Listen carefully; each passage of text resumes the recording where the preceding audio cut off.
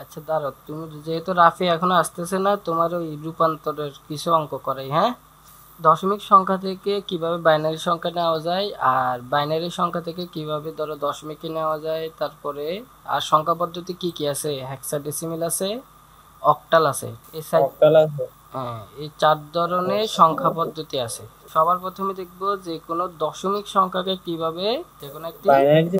বাইনারিতে বাইনারিতে। বাইনারিতে নিতে পারি, ঠিক আছে?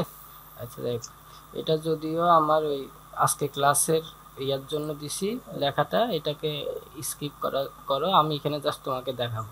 এই দশমিক সংখ্যা আছে, দশমিক সংখ্যাটা ধরো ধরো 25, ঠিক আছে? 25। তোমাদেরকে হাতের একটা গণনা শিখেছিলাম, ওটা মনে আছে? হাতের আমাদের গণনা। এটা অনেক কঠিন। ওটাতে। ওটাতে হিসাব করতে একটু কঠিন না? আচ্ছা যাই হোক, তো বাইনারি হ্যাঁ সংখ্যার, হাতে। আচ্ছা বাইনারি সংখ্যার, তোমার বাইনারি সংখ্যার বেস কত বলো? বাইনারি সংখ্যার বেস কত? দুই। 2, অর্থাৎ 0 টু টু। এবং 1, তাই না? এই দুইটা হলো বাইনারি সংখ্যা, হ্যাঁ। অর্থাৎ বেস 2। বেস কত? 2, বেস হলো তোমার দুই। 2। এখন এই যে বেস, যে কোনো দশমিক সংখ্যা, এই যে সংখ্যাটা এটা কিন্তু দশমিক সংখ্যা। যে কোনো দশমিক সংখ্যা অর্থাৎ সাধারণ সংখ্যা, যেটা আমরা 1 2 100 200 300 যেগুলো পড়ি, এই সংখ্যাকে তুমি যদি কিসে নিতে চাও, বাইনারিতে নিতে চাও, বাইনারিতে। তাইলে তার বেস দ্বারা ভাগ করতে হবে। এখানে বেস কত? 2 না? এই 2 দ্বারা তাকে কি করবা? হ্যাঁ। ভাগ করবা। বাদ হিসাবটা করো। হিসাবটা বুঝছো তো? মানে এই 2 দ্বারা তাকে কি হ্যাঁ, করবা? ভাগ করবা। তো এখন বাদ করবো। ভাগফলটা কত আসে দেখো, 2 এ 25 এর মধ্যে কয়বার যায়? 25 এর মধ্যে তো সরাসরি যায় না। কয়বার? 12 দুগুণে 24 বার, তাই না? 12 বার যায়। হ্যাঁ, 12 বার। তাহলে হ্যাঁ। 12 দুগুণে 24, তাহলে 12, আর হাতে কত থাকে? 1 থাকে না? এই একটাকে হ্যাঁ এরকম করে লিখতে হবে। হিসাবটা বুঝছো? হ্যাঁ, পারবো স্যার, এটা পারবো। ওইটা পারো? তো এরকম করে তাহলে দশমিক থেকে বাইনারি নেওয়ার সিস্টেম কিন্তু এটাই। যে কোনোভাবে দশমিক থেকে বাইনারি সংখ্যা নেওয়ার সিস্টেম এটাই। হিসাবটা বুঝছো? যেমন আবার 12কে ভাগফলটাকে আবার হ্যাঁ। ভাগ করবা, 6 আসবে, ভাগশেষ 0, ওইটা লিখবা। আবার কত দ্বারা? 2 দ্বারা ভাগ করবা, 3 আসবে, ভাগশেষ দুই 0। বার ভাগ করবো। হ্যাঁ, এরপর 3কে আবার 2 দ্বারা ভাগ করবা, ভাগশেষ আসবে, ভাগফল আসবে 1, আর ভাগশেষ আসবে 1, ঠিক আছে? পরে আবার এই 1কেও 2 দ্বারা ভাগ করতে হবে। এই 1কে 2 দ্বারা তো আর ভাগ যায় না, তাই এই 1টা এখানে হ্যাঁ। গিয়ে বসে যাবে। আর বাইনারি সংখ্যার এটা হলো পূর্ণ সংখ্যা। পূর্ণ সংখ্যা হলে নিচ থেকে উপরে সংখ্যাটাকে উপরে। লিখতে হয়, ঠিক আছে? নিচ থেকে কোথায় লিখবা? হ্যাঁ। উপরে। তারপরে এরপরে নিচের সংখ্যাটা 1, এরপরে নিচের সংখ্যাটা 1, এরপরে হলো 00, তারপরে হলো 1। এইটা হলো তোমার ওয়ান। 25, এটা হলো তোমার 25-এর বাইনারি সংখ্যা। হিসাবটা বুঝছো? তাহলে এরকম হ্যাঁ। যে কোনো সংখ্যাকে বাইনারি সংখ্যাতে নিতে পারবা তো? হ্যাঁ পারবো স্যার। তাহলে তোমার বাইনারি সংখ্যার হিসাব শেষ। আচ্ছা যাই হোক, রাফি আসলে না আসলে তোমারই করাই, ও আসলেও অন্য ক্লাসটা হবে আর কি। এইভাবে করে যে কোনো দশমিক সংখ্যাকে বাইনারিতে নিবা, বাইনারিতে নেওয়া গেছে না? এবার আসো, আবার যে আবার এই হ্যাঁ। দশমিক সংখ্যা, যে কোনো দশমিক সংখ্যা আমি দেখো বলতেছি, যে কোনো দশমিক সংখ্যা, আমরা দশমিক সংখ্যাকে যদি যে অন্য সংখ্যাগুলোতে কি করতে চাই, রূপান্তর করতে চাই, বাইনারিতে নিতে পারি, অক্টালে নিতে পারি, আর কিসে, হেক্সাডেসিমেলে নিতে পারি, ঠিক আছে? তো বাইনারিতে যদি নাও, বাইনারিতে নেওয়ার নিয়ম কিন্তু আমরা শিখে ফেলছি, তাই না? হ্যাঁ। আর দশমিকটা পারবা তো? দশমিকও ঠিক সেম ভাবে, হ্যাঁ দশমিকের পারবো এটা। দশমিকটাও কিন্তু পড়াইছিলাম, মনে আছে? আর অক্টাল, এবার আসো অক্টাল। এই অক্টাল দেখো, তুমি সবগুলোর নিয়ম কিন্তু এক। অক্টালে নেওয়া, হেক্সাডেসিমেলে নেওয়া সবগুলোর নিয়ম কিন্তু এক। ভালো করে বুঝে নাও। বাইনারি বেস হলো 2, আর অক্টালের বেস হলো কত? কয়টা সংখ্যা? অক্টালের সংখ্যা এইট। কয়টা বলো তো? আটটা। অক্টালের মৌলিক সংখ্যা আটটা। 8টা, হ্যাঁ অক্টালের বেস হলো 8, আর হেক্সাডেসিমালে মৌলিক সংখ্যা আছে 16টা, তাই তার বেস হলো 16টা। 16। বেস কত? 16। হিসাবটা বুঝতে 16। পারছো তো? তো এখন আমি দশমিক থেকে বাইনারিতে নেওয়া কিন্তু শিখে ফেলছি, দশমিক টু বাইনারি শিখে ফেলছি, ঠিক না? এখন আমরা শিখব হ্যাঁ দশমিক থেকে কিভাবে তুমি অক্টালে নিতে পারো, দশমিক থেকে কিভাবে তুমি অক্টালে নিতে পারো সেটা অক্টালে। শিখব। তো এটাও একই প্রসেস, তুমি দেখো সবগুলাই একই প্রসেস। মানে ধরো 25কে আমি কিসে নিব? অক্টালে নিব। কিসে নিব? অক্টালে। তাহলে অক্টালে নিতে হলে অক্টালে। অক্টালের বেস দ্বারা ভাগ করবা। বাইনারিতে নেওয়ার জন্য বাইনারির বেস দ্বারা ভাগ করছি, অক্টালে নেওয়ার জন্য কার বেস দ্বারা ভাগ করবা? অক্টালে বেস। অক্টালে বেস দ্বারা। ঠিক অক্টালে বেস। একই রকম তুমি যদি দশমিক টু হেক্সাডেসিমেলে নিতে চাও, সেম কাজ, তখন তাকে তার হেক্সাডেসিমেলের বেস দ্বারা কি করবা? ভাগ করবা। হিসাবটা বোঝা গেছে তো? ভাগ করব। তাহলে এখন দেখো যদি 25কে অক্টালে নিই তাহলে কি দাঁড়ায়? 8, 8 দুগুণে 16, 3 আটা 24, তাহলে 3 বার যায়। হাতে কত থাকে? 1। হিসাবটা বুঝতেছো? বুঝছো তো? হ্যাঁ ঠিক আবার এই হ্যাঁ বুঝছি। 8কে 3 দ্বারা ভাগ করবে। এখন 8 3 এর মধ্যে ভাগ যায় কিনা? 3 8 3 এর যায় মধ্যে না। যায় না, তাহলে এই 3কে এখানে আমরা বসাই দিতে হবে। ঠিক একই রকম উপর থেকে নিচে হিসাব করবা, তাইলে তোমার 25-এর বাইনারি মান হবে, আরে অক্টাল মান হবে তোমার 3 1। হিসাবটা বুঝছো তো? হ্যাঁ একই রকম তুমি হ্যাঁ বুঝছি স্যার। তার মানে দশমিক থেকে অক্টালে যদি নাও তাহলে তার অক্টালে বেস দ্বারা ভাগ করবা, আর দশমিক থেকে যদি হেক্সাতে নাও হেক্সাতে। তাহলে একই কাজ করো তো দেখি। 25কে তুমি হেক্সাডেসিমেলে নাও তো পারো কিনা, এটা তোমার কাজ, তোমারে দিলাম, তুমি করে এখন আমারে বলবা, আনসার বলবা। 25কে একবারও যায় না ওয়ান এটা নাকি, বলবি স্যার কি মানে একবারও যায় না নাকি একবার যায়? একবার যায়। একবার যায় শুধু। তাহলে 16 একে 16, হ্যাঁ আর বাকশেষ কত থাকে? 10 25, 9। বাকশেষ 9। তো 16 তো আবার একের মধ্যে যায় না, যায়? তাহলে এই একটা আবার এখানে বসাই হ্যাঁ দিবা। না তাহলে এটা হবে 1 9। তাহলে 25-এর হেক্সা মান হবে তোমার 1 9। হিসাবটা বুঝছো? এইভাবে করতে হবে তোমার। হ্যাঁ বোঝা গেছে। তাহলে দশমিক থেকে অন্য, সবগুলো তো হ্যাঁ দশমিক থেকে অন্য যে কোনো সংখ্যায় পূর্ণ সংখ্যাগুলোতে নিতে পারবা তো? ভগ্নাংশের ক্ষেত্রে, ভগ্নাংশের ক্ষেত্রে কিভাবে নিবা দেখো। তাইলে তোমার দশমিক থেকে অন্য যে কোনো সংখ্যা তাইলে রূপান্তর বুঝে গেছো?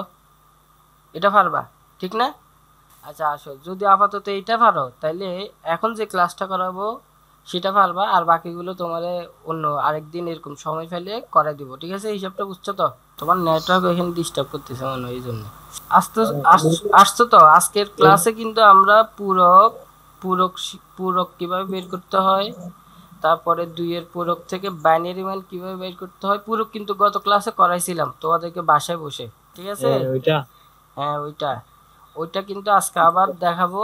আর এরপরে আমরা দেখব 2-এর পরিপূরক বাইর করার পরে ওই সংখ্যাগুলোকে কিভাবে তোমরা যোগ করবা, হ্যাঁ এটা দেখাবো। আর এরপরে আমরা কোড কি, তারপরে বিসিডি কোড, কোডের যে প্রকারভেদগুলো আছে ওগুলো নিয়ে আজকে ক্লাস আলোচনা করব। তাইলে তো আমাদের এই এখন যে তৃতীয় অধ্যায়ের প্রথম অংশ যেটা সেটা কিন্তু শেষ হয়ে যাবে, ঠিক আছে? আচ্ছা আসো তাইলে আমরা আমাদের আজকে যে ক্লাস সেটা শুরু করি। আচ্ছা তাহলে আজকে আমাদের ক্লাসের প্রথম কাজ হলো 2-এর পরিপূরক করার নিয়ম। কালকে গত ক্লাসে যে করাইছিলাম ওগুলো মনে আছে? মনে আছে। জিজ্ঞেস করলে বলতে পারবা? বলো প্রথম ধাপ কি, মানে 2-এর পরিপূরক করার প্রথম কাজ কি, প্রথম স্টেপটা কি বলো? প্রথম স্টেপ হলো সংখ্যাটাকে বাইনারিতে নিবা। সংখ্যা তো দশমিকেই থাকবে, সংখ্যা কিসে থাকবে? দশমিক থেকে বাইনারি। তারপর হ্যাঁ তারপরে কি করবা? প্রথমে দশমিক থেকে বাইনারি, অর্থাৎ যাকে তুমি পরিপূরক বাইর করবা, 2-এর পরিপূরক বাইর করবা, তাকে দশমিক দশমিক সংখ্যা থেকে বাইনারিতে নিবা। যেমন একটু আগে আমি একটা 25 সংখ্যা কি করছিলাম, লিখছি এই 10 Binary? এই 25-এর আমি কি করব বাইনারি মান বাইর মানে পরিপূরক। আচ্ছা পরিপূরক কথাটার অর্থ কি এটা একটু বলো আমারে, পরিপূরক কথার অর্থ কি বলো? আগে বিপরীত আর কি, হ্যাঁ বিপরীত, মানে বিপরীত। আমি 25-কে -25-এ কি করব রূপান্তর করব, তো বিপরীত জিনিসটা বাইর করব। এখন তার মানে এটাকে আমরা করব, একটু আগে আমরা 25-এর বাইনারি মান বাইর করছি 1110001, ঠিক আছে? তার মানে এটা বাইনারিতে রূপান্তর হয়ে গেছে। আর কিভাবে করতে হয় সেই নিয়ম তো তোমরা জানো। আচ্ছা যা আমরা জাস্ট আপাতত 25-এর বাইনারি মানটা বের করলাম, ঠিক আছে? এখন দ্বিতীয় স্টেপটা কি বলো, দ্বিতীয় স্টেপ কারো মনে আছে? আখির কথা করছি না, ভুলে গেছো? এই দেখো দ্বিতীয় স্টেপ হলো তোমার অক্টাল হলে, বাইনারি সংখ্যাটাকে স্যার অক্টাল হলে হচ্ছে আগে আগে ওইটাকে বাইনারিতে নিবা, অক্টালে হইলেও আগে ওইটারে কিসে নিবা বাইনারিতে। সংখ্যা এটা যেটাতেই থাকুক, অক্টালে থাকুক হেক্সাতে থাকুক, আর বাইনারিতে থাকলে তো বাইনারিতে আছে, ঠিক আছে? তো যেটাতেই থাকুক সেটাকে আগে বাইনারিতে নিবা। তারপর হলো বাইনারি সংখ্যাটাকে আট আট সংখ্যা বানাবা, অর্থাৎ 8 বিট। অর্থাৎ এখন যে সংখ্যাটা আমি লিখছি 25, আগে ওইটাকে ওইটা এখন আছে 5 বিট, আমাকে এটারে বানাইতে হবে কয় বিট? আর 3টা জিরো দিতে হবে। হ্যাঁ সামনে 3টা জিরো। এই তো বুঝে গেছো, সামনে 3টা জিরো দিব, তাহলে 8 বিটে পরিণত হয়ে গেছে। এরপরের কাজ কি বলো? এরপরে স্টেপ হলো একের পরিপূরক বাইর করা। একের পরিপূরকের জন্য এক দিয়ে করবেন প্রথমে, এক দিয়ে না, এটাকে উল্টা করা মানে হলো একের পরিপূরক, মানে যে সংখ্যা আছে তার কি করব বিপরীত সংখ্যাতে পরিণত করব। অর্থাৎ 1 আছে, 1 এর বিপরীত কি 0, ঠিক আছে? হিসাবটা বুঝছো তো? তারপরে 0 আছে, 0 বিপরীত 1, ঠিক একই রকম আবার 0 আছে, 0 বিপরীত 1, 1 এর বিপরীত 0, আবার 1 এর বিপরীত 0, 1 1 1। হিসাবটা বুঝছো তো? এটা হলো তোমার কি মানে একের পরিপূরক, একের পরিপূরক। দেখছো তো একের পরিপূরক কিভাবে বাইর করছি? দেখছি। আচ্ছা তাহলে একের পরিপূরক বাইর করার পরে আমরা আমরা কিন্তু বাইর করব 2 এর পরিপূরক, একের পরিপূরক কিন্তু আমাদের বাইর করার কথা না, তো আমরা 2 এর পরিপূরক বাইর করব। তো এই জন্য পরের স্টেপ হবে আমাদের একের পরিপূরকের সাথে, একের পরিপূরকের সাথে আবার কি যোগ করব? 1 যোগ করব। কত যোগ করব? 1 যোগ করলে যে ফলাফল পাবো সেটাই হবে আমার 2 এর পরিপূরক। তার মানে আমরা এখন 1 যোগ করব, এই যে একের পরিপূরকের সাথে আমরা এখন 1 যোগ করব, a প্লাস 1।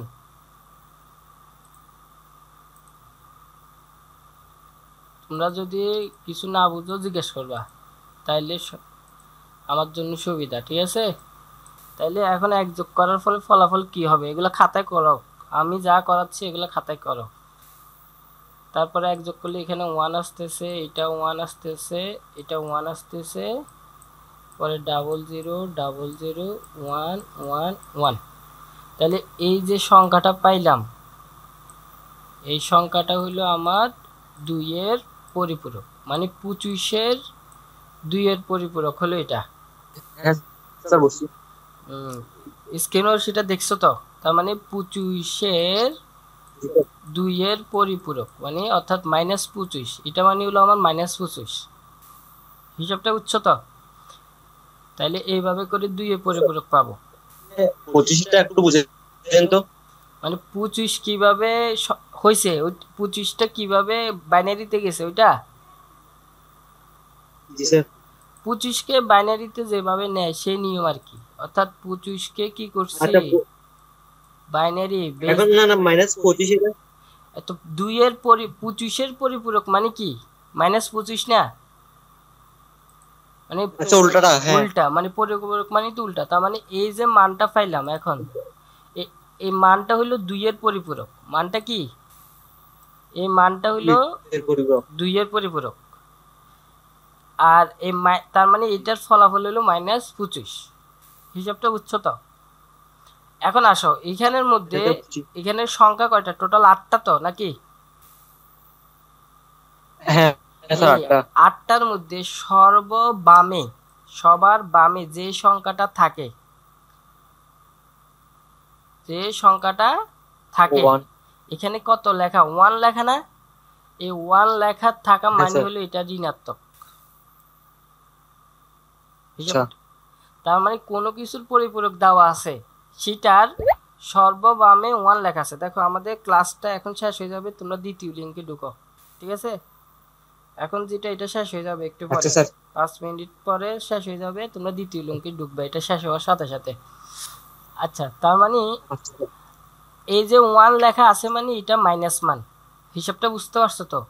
কোনো কিছুর পরিপূরকের শেষে হ্যাঁ যদি স্যার বুঝছি। 1 থাকে তাহলে সেটা হইলো মাইনাস মান, এটা বুঝতে হবে। তাইলে আমরা 2 এর পরিপূরক কিভাবে করি সেটা কিন্তু দেখে গেলাম, তাই না? এরকম পারবা তো? অন্য একটা জি স্যার। সংখ্যা দিলে ওটার পরিপূরক বাইর করতে পারবা তো? হ্যাঁ স্যার পারবো। হ্যাঁ, অন্য একটা সংখ্যা দিলে তাহলে আচ্ছা -25 এর পরিপূরক বাইর করো তো দেখি। শুধু -25 আমি তোমারে দিলাম, মানে মাইনাসে আছে মানে এটা পরিপূরকে আছে। এটার আবার পরিপূরক যদি করতে চাও তাইলে তাহলে পরিপূরক থেকে কিভাবে তুমি ওটারে সাধারণ মানে নিবা সেটা তোমাকে শিখতে হবে। হিসাবটা বুঝছো তো? আচ্ছা মানে ঠিক আছে। -25 দেওয়া আছে মানে -25-এর পরিপূরক, 25-এর পরিপূরক করলে যেটা হয় সেটাই -25।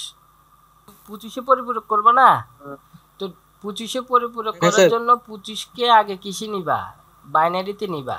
এটা হলো বাইনারি মান, ঠিক আছে? হ্যাঁ বাইনারিটা বের করছি। হ্যাঁ তো বাইনারিটা 111001 এটা। হ্যাঁ, তারপরে নিবা যে এটাকে 8 বিটে, কয় বিটে? 8 বিটে। 8 বিটে, পরে 3টা 8 শূন্য বিটে। দিছি 8 বিটে। এরপরে 1-এর পরিপূরক করছি, ঠিক আছে? প্রত্যেক সংখ্যাকে হ্যাঁ তার উল্টা মান লিখছি। স্যার। হিসাবটা বুঝছো তো? এই লাইন পর্যন্ত বুঝছো তো? হ্যাঁ বুঝছি এটা বুঝছি। এরপরে তার সাথে 1 যোগ করছি, যে মানটা বাইর হইছে তার সাথে 1 যোগ। এই লাইনটা বাদ, মানে আমার এই লাইনটা এখন বাদ। স্যার আগে 8 বিট করার পর মানে এরপর যেটা আছে ওইটার উল্টা বসাবো। হ্যাঁ, উল্টা বসাবো মানে 1-এর পরিপূরক করা, ওইটাকে 1-এর পরিপূরক করা মানে উল্টা বসানো। জি বুঝছি। হিসাবটা বুঝছো তো? আর ওই যে যেটা পাবো হ্যাঁ স্যার। এই ফলাফলটার সাথে 1 যোগ করব, তাইলে আমার 2-এর পরিপূরক বাইর হয়ে যাবে, মানে 25 সংখ্যাটি 2-এর পরিপূরক বাইর হয়ে গেছে, আর সেটাই হলো আমার -25। আচ্ছা বুঝছি। এবার আসো, কোন পূরক মান দেওয়া আছে, কি দেওয়া আছে? পূরক মান, অর্থাৎ মাইনাস মানটা দেওয়া আছে তোমার, মাইনাস মানটা দেওয়া আছে, হ্যাঁ এটাকে তুমি কিসে পরিণত করবা? এই নরমাল মানে পরিণত করবা। সেটা কিভাবে?